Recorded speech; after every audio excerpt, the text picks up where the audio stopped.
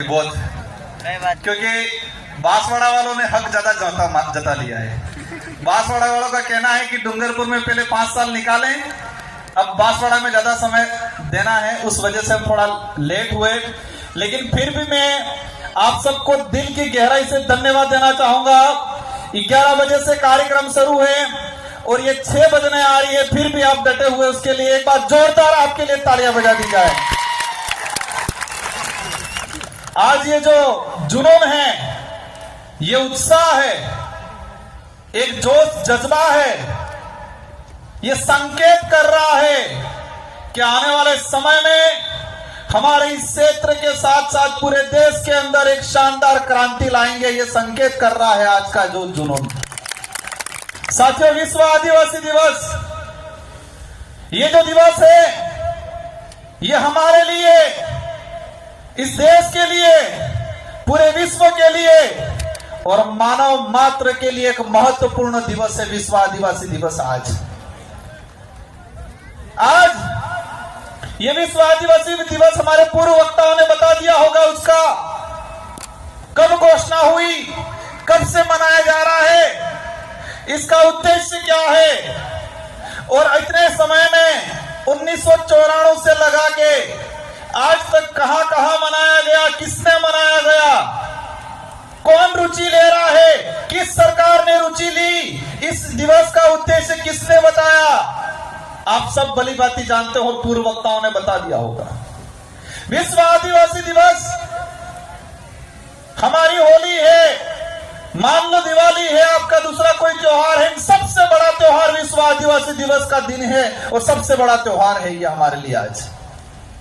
साथियों, वो दिन याद आ रहा है मुझे जब 2015 के अंदर 2016 में हम कलेक्ट्री गए थे, विश्व आदिवासी दिवस मनाना है, हमें कहीं जगह दिया जाए। तत्कालीन प्रशासन, तत्कालीन सरकार ने कहा नहीं मना सकते हो आप। हम लोगों ने इधर इधर हाथ पैर मारे, जगह नहीं दी, सरकारी कहीं परमिशन नहीं दिया, और हमने गोकलपुरा में जाके सोमालाल जी के घर पे, उनकी निजी जमीन पे विश्व आदिवासी दिवस मनाया था शुरुआत में बड़े पैमाने। शुरुआती एंडिंग की अगर बात करें, थोड़े संख्या हुई थी और उस समय कई लोग हंसते थे, कई लोग ताने मारते थे, लेकिन मुझे इस विचारधारा पे गर्व है कि इस विचारधारा ने आज ऐसी क्रांति ला दी है कि हर घर के अंदर छोटा बच्चा से लगा के बड़े बुजुर्ग के अंदर आज जोश जुनून है, एक उत्साह जगा हुआ इस दिवस को लेके। ये दिवस इसलिए मनाया जा रहा है, यूएनओ ने, विश्व ने मिलकर इसलिए इसको घोषित किया गया है क्योंकि इस धरती को बचाना है, मानव जीवन को बचाना है, और मानव जीवन को बचाना है तो प्रकृति को बचाना पड़ेगा। और प्रकृति, कुदरत तभी बच सकती है कि आदिवासी समाज बचेगा तो ये कुदरत, प्रकृति बचेगी, जल जंगल जमीन बचेगा। ये विश्व के कई बुद्धिजीवियों को समझ में आया कि पूरे विश्व के अंदर जो ग्लोबल वार्मिंग हो रही है, पेड़ कटाई हो रही है, इधर इधर पहाड़ों को, प्रकृति के साथ जो अन्याय हो रहा है, उसका एक ही उपाय है, क्योंकि उनकी रक्षा आज से हजारों सालों से आदिवासी समाज करता आया है। आदिवासी समाज का संरक्षण करेंगे तो प्रकृति का शरण होगा। ये विश्व के बुद्धिजीवी लोगों ने, यूएनओ में बैठने वाले लोगों ने समझा और इसलिए विश्व आदिवासी दिवस की घोषणा की। लेकिन बड़े दुख की बात है, उस समय लगाकर आज तक किसी भी सरकार ने विश्व आदिवासी दिवस को अपने विवेक से, उत्साह से नहीं मनाया, किसी भी सरकार ने। लेकिन हमें गर्व है कि हमने यहाँ पर आदिवासी छात्रावास के अंदर आप सभी ने मिलकर एक कारवा खड़ा किया। उस समय तत्कालीन सरकार थी वसुंधरा गवर्नमेंट की, और उन्होंने मजबूर में ऐच्छिक अवकाश घोषित किया। और 2018 में 84 और सागवाड़ा की जनता आप सबकी मेहरबानी से 2 विधायक जीत के गए, और 2 विधायकों की जीतने की वजह से हमने दमखम से अशोक जी गहलोत से कहा, अगर आदिवासी हितैषी हो, उसके लिए कुछ कर सकते हो तो आदिवासी दिवस का राजकीय अवकाश घोषित किया जाए, मांग रखी और उनको मानना पड़ा। और 2018 में विश्व आदिवासी दिवस की सरकारी अवकाश किया गया 2019 के अंदर। कुछ लोग कहते हैं क्या किया, क्या उपलब्धि, ये बहुत बड़ी उपलब्धि है हमारे लिए, हमारी आइडेंटिटी, हमारे अधिकारों की रक्षा। यूएनओ ने जो विश्व आदिवासी दिवस घोषित किया गया था, उसको राजकीय अवकाश घोषित कराया। पूरे राजस्थान के अंदर कर्मचारियों के माता पिता आज पूछ रहे हैं, आज स्कूल क्यों नहीं गया, आज हॉस्पिटल में क्यों नहीं गया, किसकी छुट्टी है। हर कर्मचारी अपने माँ बाप को जवाब दे रहा है, वो किसी भी समाज का हो, कह रहा है कि आदिवासी दिवस है आज। पूरे राजस्थान के अंदर हर माँ बाप पूछ रहा होगा, बच्चे पूछ रहे होंगे उनके पिताओं से कि आज किसकी छुट्टी है। तो आज विश्व आदिवासियों का दिवस है, इसलिए छुट्टी है। ये हमारी बहुत बड़ी उपलब्धि हुई है और इसकी वजह से आसपास के जितने जो राज्य हैं, मध्य प्रदेश, महाराष्ट्र, छत्तीसगढ़, झारखंड, सभी राज्यों के अंदर राजकीय अवकाश घोषित किया। वो आप लोगों की बदौलत, आप लोगों ने संघर्ष किया, इसलिए आज देश के अंदर जो हालात बने हुए हैं। अभी मैं आ रहा था गाड़ी के अंदर, एक चीज मैंने देखा, राजस्थान में भाजपा की सरकार है। मैं इस मंच से पॉलिटिकली भाषण नहीं देना चाह रहा, लेकिन जो आज के दिन में आदिवासी समुदाय के साथ जो धोखा हुआ है, राजस्थान के मुख्यमंत्री जी ने अपने ट्विटर हैंडल से विश्व आदिवासी दिवस की शुभकामना पोस्ट की। अच्छा लगा हमें भी कि राजस्थान का मुख्यमंत्री आदिवासी दिवस की शुभकामना दे रहा है। ये कोई मामूली दिवस नहीं है, ये उन्होंने घोषित किया है। लेकिन तकलीफ क्या हुई, किसी के पेट में मरोड़े पड़ने लग गए और आधे घंटे बाद ही राजस्थान के मुख्यमंत्री की पोस्ट डिलीट कर दी।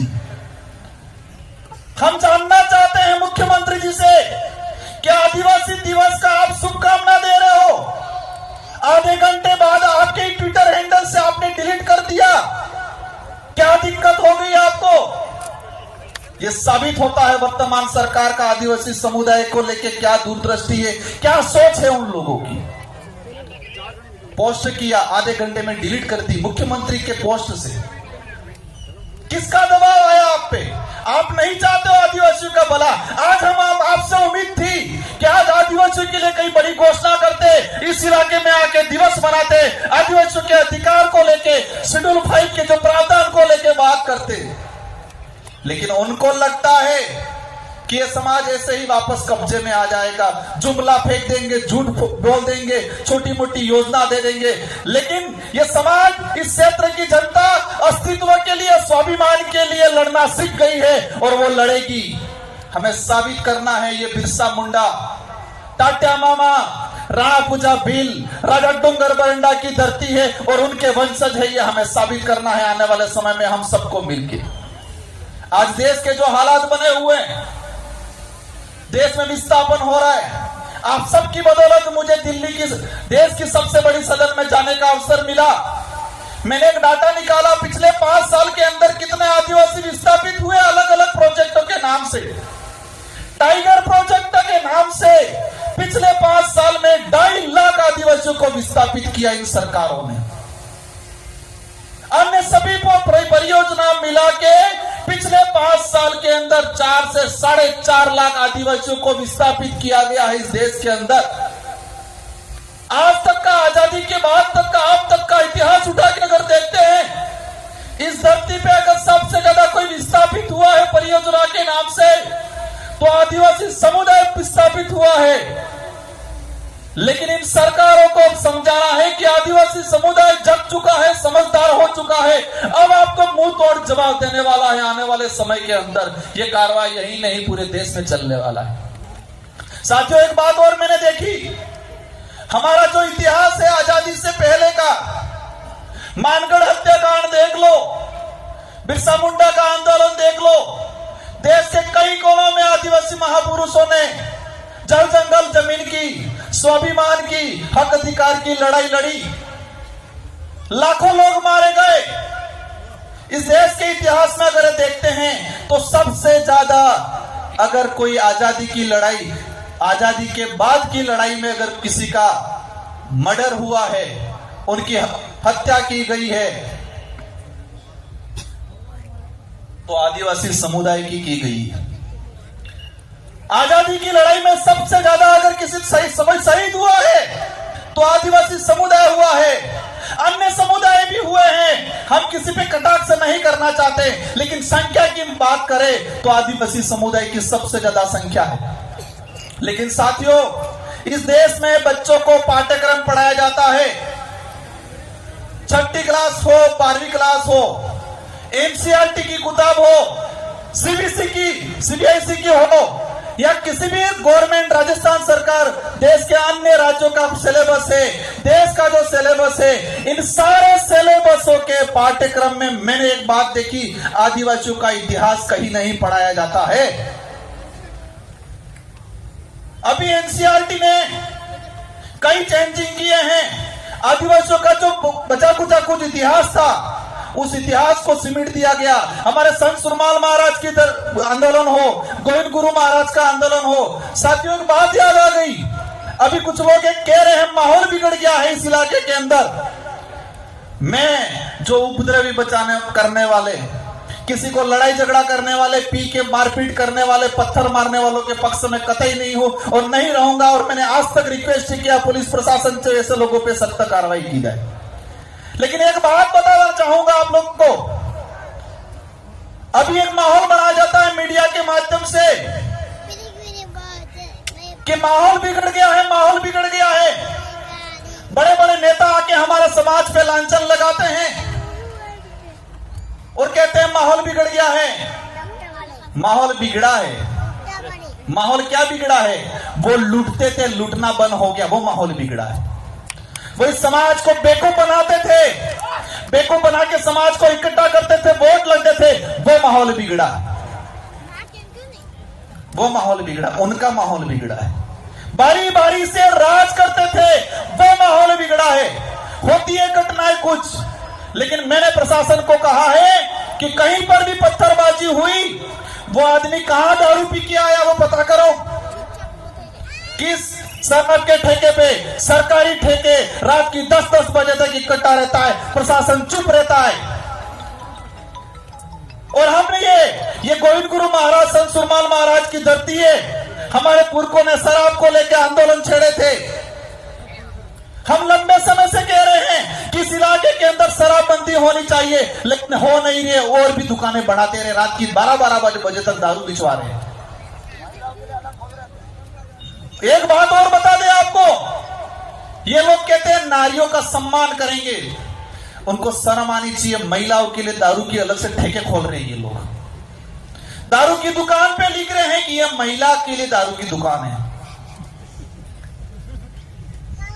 साथियों बातें बहुत सारी हैं, लेकिन हमारा एक ही आंदोलन है। गोविंद गुरु महाराज, संत सुरमाल महाराज का जो आंदोलन था उसको आगे बढ़ा रहे हैं। और हमारे इस इलाके में अगर सरकार भला चाहती है तो दारू विहीन होना चाहिए। होना चाहिए कि नहीं होना चाहिए? हमारा गरीब आदमी खुद देसी कोई 2 बोतल बना लेता है और 2 बोतल बना के अगर पीने का काम करता है या कई 60-70 रुपए में बेच के घर गुजारा चलाता है, वहां कार्रवाई होती है।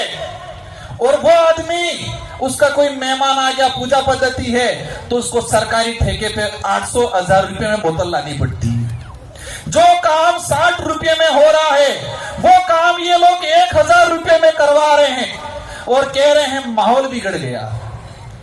આપણે કોને પામણ આવી ગયું તો 60 રૂપિયાની બોતલ બાયચાન્સ પીવા વાળો બુजुर्ग आदमी तो 60-70 रुपये में काम થાય कि नहीं થાય? लेकिन ये सरकार, यहाँ का प्रशासन उस गरीब आदमी की बंद कर रहा है, उसको कह रहे हैं कानूनी कार्रवाई की कह रहे हैं। लेकिन वहां रात की 10-10 बजे तक अंग्रेजी शराब बेचने वाले ठेके खुले रह रहे हैं, वहां पर कार्रवाई नहीं कर रहे हैं ये लोग। इसलिए हम सबकी जिम्मेदारी है, जो विशेषकर युवा साथी है उनको कहना चाह रहा हूं मैं कि दारू हमें बंद करना चाहिए। इंग्लिश दारू तो बिल्कुल बंद करना चाहिए। इंग्लिश के लिए हाथ खड़े कर दो सब। पैर बंद रात्रि जाए गाड़ी दियो नहीं क्यों? तो आज धर्म को लेकर माहौल बना रहे हैं ये लोग। मैं बांसवाड़ा गया था, एक कार्यक्रम में एक आदमी को पोस्टर, दारू पिला के पोस्टर पकड़वाया था। हमारा जो कार्यक्रम था उसके पास में दारू पिला के खड़ा किया था और पोस्टर बनवाया था कि आदिवासी हिंदू है, हम ये हैं वो है। पोस्टर पकड़वा के खड़ा कराया था। मैंने पता करवाया, उसको पिला के भेजा था। 500-1000 रुपये दिए थे पोस्टर पकड़ के खड़ा रहना। हम किसी भी धर्म का विरोध नहीं करते, हर धर्म का सम्मान करते हैं। लेकिन यह बात सही है और सही बात को कहने में हमें कोई एतराज नहीं है कि आदिवासी समुदाय न हिंदू है, न ईसाई है, न सिख है। आदिवासी समुदाय धर्म पूर्वी समुदाय है। ये बात कह रहे हम किसी धर्म को गाली थोड़ी दे रहे हैं। हमारा समाज ऐसा है, 1000 लोगों का परिवार है, गांव है, और एक कोई अन्य समाज का, ब्राह्मण हो, जैन हो, राजपूत हो, उस आदमी का घर होता है, सब मिलके उसकी सुरक्षा करते हैं, कभी परेशान नहीं करते। ये समाज है वो। किया आज तक हमारे पूर्वजों ने भी नहीं किया, हमने भी नहीं किया। हम भाईचारे के साथ रहना चाहते हैं, लेकिन माहौल क्या बना रहे हैं? क्या माहौल बना रहे हैं? संत सुरमाल महाराज ने इस क्षेत्र में हक अधिकार को लेके, जल जंगल जमीन को लेके, भक्ति को लेके, बेट बगार के खिलाफ, मुगली शासन व्यवस्था, अंग्रेजी शासन व्यवस्था, राजा रजवाड़ों की शासन व्यवस्था के खिलाफ लड़े। लेकिन माहौल क्या बनाया? यह सिर्फ नर्क बजाता था भक्ति। बिलराज कायम करने की गोविंद गुरु महाराज ने वो कल्पना की थी। हम सबका सपना है, और यह बात याद रखना, कोई कुछ भी कहे कि नहीं बनेगा बिल प्रदेश, वही लोग 5 साल पहले जोहार का विरोध करते थे, आज जोहार बोल रहे हैं। वही लोग 5 साल पहले आदिवासी शब्द का विरोध करते थे, वनवासी कहते थे, वही वो लोग आज आदिवासी शब्द पे आ गए। और मैं कहता हूं 5 साल बाद यही लोग कहेंगे बिल प्रदेश बनना चाहिए, क्योंकि उनका बेटा कहेगा बिल प्रदेश बनना चाहिए। जितने विरोध कर रहे हैं बिल प्रदेश को लेके,